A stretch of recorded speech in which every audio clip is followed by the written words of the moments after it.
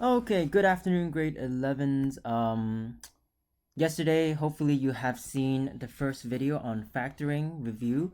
Today is part 2 of the review. I have 10 more sets of questions for you, and just like yesterday, hopefully you will do these questions on your own first. If you're wondering what you should do, then you should copy out each of these 10 questions.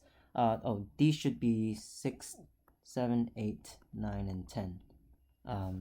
You should copy all these questions out on a piece of white A4 paper or your own notebook, and then you should try your best to factorize and solve the questions first, and then pause the video, solve the questions, and then you should continue watching the video for the solutions, and then check whether you have got it correct or not. Okay, so I'm gonna start. Pause the video, do the questions. In the meantime, I will be doing the solutions here. So, question 1. First thing I'm going to do is all of these are negative and they also have a common factor of -4. So I will factor out -4 first, and then the first term becomes x squared plus the second term becomes 3x, and the third term becomes plus 2. So that's the first term. And then now you just have to factor out normally using the cross method. This is 1, 1, and then 2, 1. What do you do to get 3 in the middle? You just add them all. So this becomes -4, and then x plus 2, and then x plus 1. And that's question 1. And then for question 2,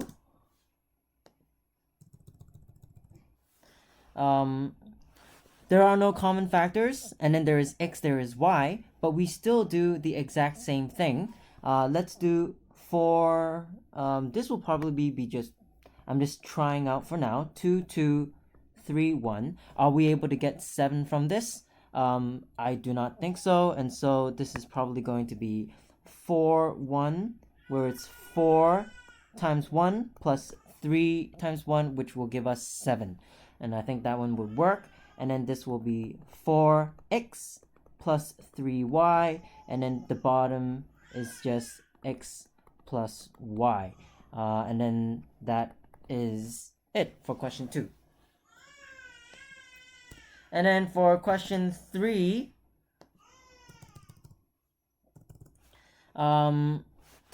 we have a lot of big numbers.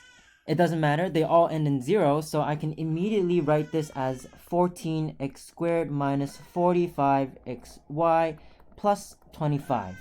And then, are there any common factors between 14, 45, and 25? I do not think so. Then we just have to do the cross method from here. This is going to be 7 times 2, I'm guessing for now, and then this will be 5 times 5. And are we able to get -45? Well, this will have to be both negative. 7 times 5 is 35. 2 times 5 is 10. And so 35 and 10 together will give us 45. So this one would work. And then all we have to do is write down 7x minus 5. And then we have 2x minus 5 here. And then this one, this is correct. Okay. And then for question 4,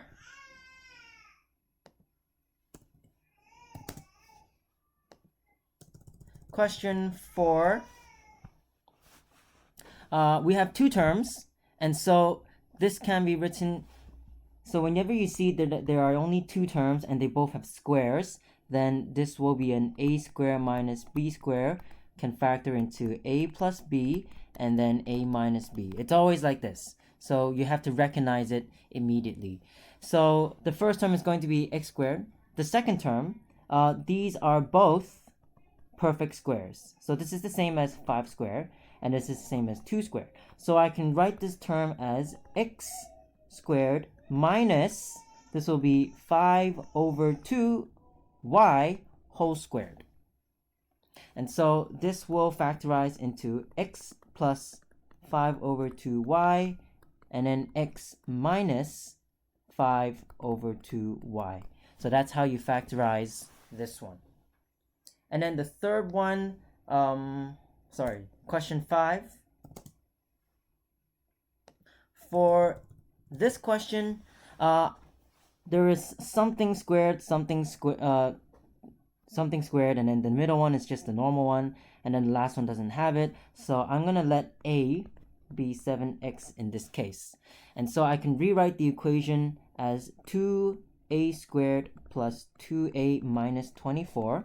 So we should be getting quite familiar with this, and then we just, all of them have a common factor of 2, so I can take out 2 and then rewrite this as a squared plus a minus 12. And then I just have to figure out what combinations will give me plus a in the middle. So this will be 1 and 1. 12 is 4 times 3. And so 1 is positive, 1 is negative, but we need to have positive 1 in the end. So it's going to be plus 4 and minus 3. It doesn't matter which one is on top or bottom. And then that one works, I guess, for now. It should work. And then we just have to check later on whether it does work or not. So let's write it out. 2 bracket a plus 4 and then a minus 3. And then let's check our work. Let's check to see that it is correct. A times a will be a squared. A times negative 3 is minus 3a. And then plus 4a, which will give us plus a in the end. And then 4 times minus 3 is negative 12, which is correct. And so we are almost done here. We just have to rewrite our a as our original 7x. So this is equal to 2, then 7x plus 4, and then 7x minus 3. And then this is our factored answer. Then we have questions 6 to 10, in which we have to solve and find the real roots. So question 6. Question 6. Oh, this doesn't work. How come?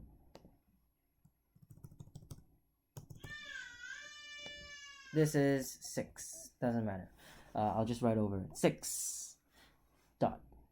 So we have to solve this. This looks rather complicated, but what we can do, if we see these fractions that there is half divided by 2 divided by 2, what we can do is we can double the whole equation. I can just multiply 2. I can do this, all of it, times 2, and then 0 times 2 is the same as 0. It doesn't matter what I multiply, 0 times anything is still 0. And so I can rewrite this equation as 2 times half will be x squared, 2 times 9 over 2 will be negative 9x, and then 2 times 9 will be plus 18, and this will be equal to 0. So if you ever see fractions and you don't want to deal with the fractions, multiply it out until you don't get any more fractions. And we want to set this to equal 0. And so once we've done that, we have to factorize this. That's 1 and 1. And then how do we get 18? 18 is 9 times 2, but that doesn't give us minus 9 in the end. And so 6 and 3. Good. So it will be negative 6 and negative 3 because we want to get negative 9 in the end. And we want to multiply these two numbers. Negative times negative is positive. So we do that. And then we just write it out. So we have x minus 6 and then x minus 3 equals to 0. And then our two answers will be x equals to 6 or 3. And then do we need to verify the answers? Probably. We can put this back into this equation and see whether they both work. And so if we verify, we have 6 squared minus 9 times 6 plus 18, and then that's 36, minus 9 times 6 is 54, and then plus 18.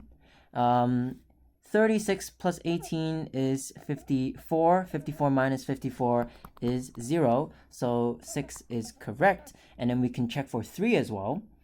Let's put in 3. 3 squared minus 9 times 3 plus 18.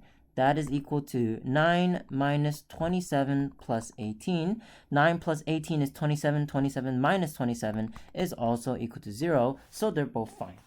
So that's if you need to verify the answers. This will be question 7. So for this question, we want to put all the terms on one side and set it equal to 0. So I'm going to move all of these terms to this side. And when we do that, we have to change the sign to negative. So this becomes 5x squared minus 9x minus 2 is equal to 0. And then now we just factor out like our normal factorizing way. 5, 1, and then we have 2, 1. One of them is positive, one of them is negative. How do we get 9x in the middle? 5 times 2 and then minus 1. So it should be 2 at the bottom, 1 over here. And then this should be negative because 5 times negative 2 is negative 10. Plus 1 will give us negative 9. So we write it out like this. And then we have 5x plus 1. And then we have x minus 2, and then equal to 0. Let's check our work to see whether it's correct. 5x times x is 5x squared. That's the first term. And then 5x times negative 2 will be minus 10x. And then we want to plus 1x, which will be minus 9x. That will give us the second term. And then 1 times negative 2 is negative 2. That's the third term. So we know that this is correct. Now, after we do this step, we have to solve the equation. We have to find the roots. And so we have 5x plus 1 equal to 0. And we have x minus 2 equal to 0. So on one side, we have x is equal to negative 1 over 5. That's moving the 1 over to this side. And then dividing both sides by 5 to get us negative 1 over 5. And then we have x equal to 2 on the other side. So our roots, x is equal to negative 1 over 5 or 2. And then how do we check? Can we verify the solutions? Well, we just have to put it back into the equation. And so let's put negative 1 over 5 back in. 5 bracket negative 1 over 5 whole squared. And let's check if it's equal to the other side. Let's do this side first. This is the left side. So 5 bracket negative squared will disappear. 1 over 5 squared is 1 over 25. So that is the same as 5 over 25. And when you cancel, that becomes 1 over 5. And then the right side will become 9 times 1 over 5, negative 1 over 5, plus 2. And so when you do that, that becomes negative 9 over 5 plus, let me multiply this out so that we have 10 at the bottom. 2 times 5 is 10 over 5. And then when you add it together, minus 9 over 5 plus 10 over 5, that becomes 1 over 5. Are they both the same? Left side is equal to the right side. So our first solution is correct. Then let's verify the second solution as well. 5, 2 squared. The left side is 5 times 4, which is 20. And then for the right side, we do 9 times 2 plus 2, which is the same as 18 plus 2, which is 20. And so left side equals to right side. And so our second solution is also correct. Then we have question 8. We're almost there. For this one, what you want to do is let's first divide. There are common factors. 18 and 5 are common factors. Let me use a different color pen to make it easier to see.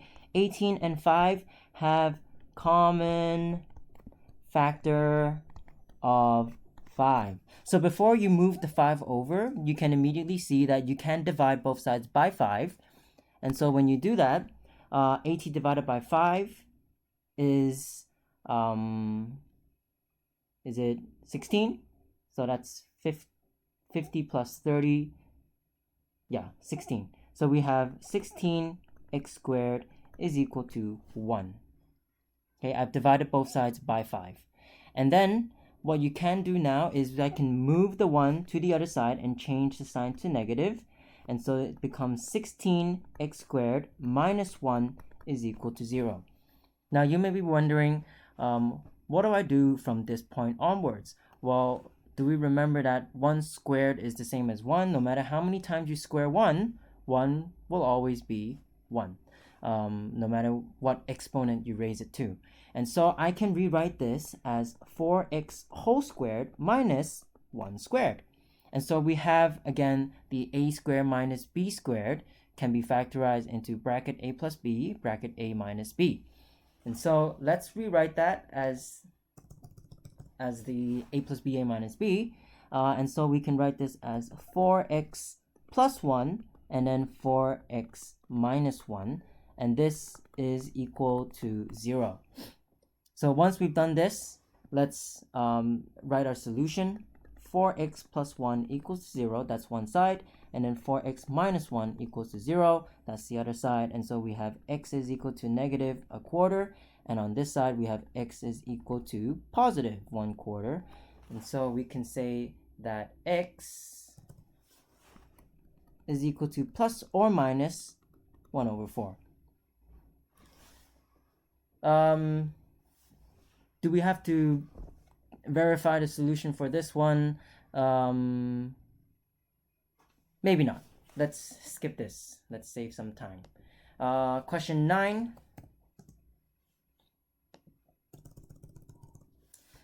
So, first thing we do, move everything either to the left side, or we can see that there are common factors of 3. 18 can be divided by 3, so I'm going to divide both sides by 3. So that's common factor. And so once we divide both sides by 3, this becomes 6x squared is equal to x plus 1. And then I'm going to move everything to the left side. So we have 6x squared minus x minus 1 is equal to 0. And then let's factorize this. On this side, we have 3 times 2. And then on this side, 1 is positive, 1 is negative. And so we want negative in the middle. So what we want to do is have 3 to be negative and then 2 to be positive, so that we have minus 3 plus 2 to give us minus 1 in the end. And then once we do this, we can write it out as 3x plus 1 and then 2x minus 1 equals to 0. And then let's solve the equation by finding the real roots.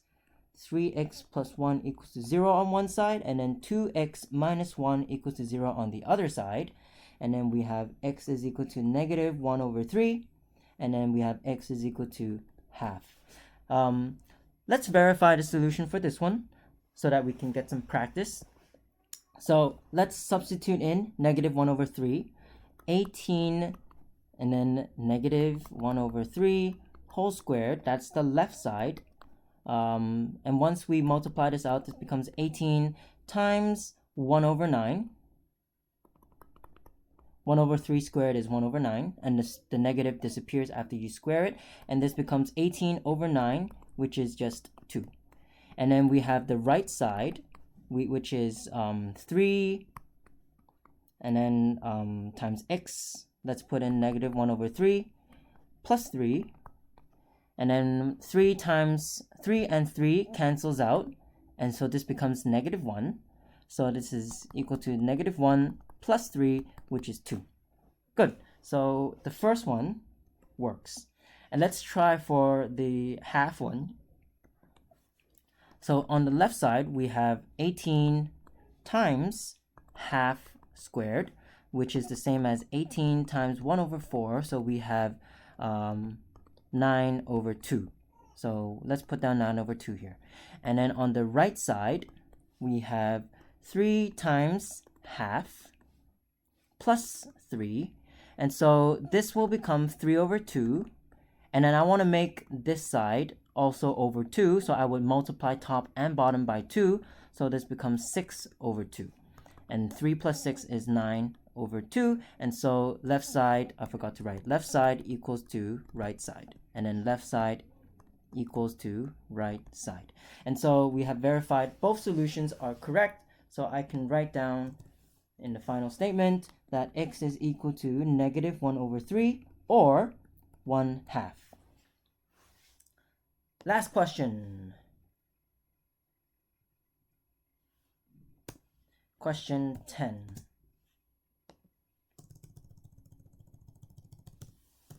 So for this one,